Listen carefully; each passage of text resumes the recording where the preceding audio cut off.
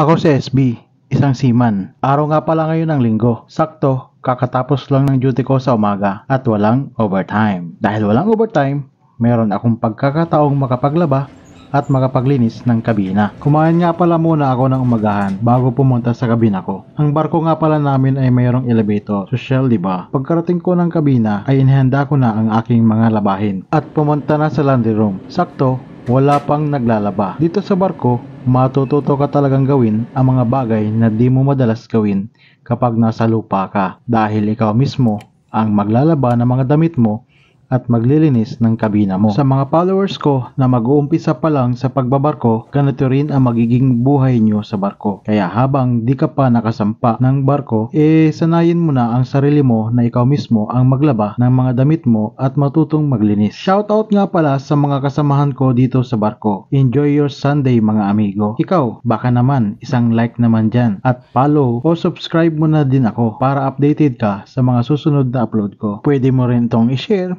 para marami pang makapanood ng video na ito. Maraming salamat sa suporta nyo. Bye-bye!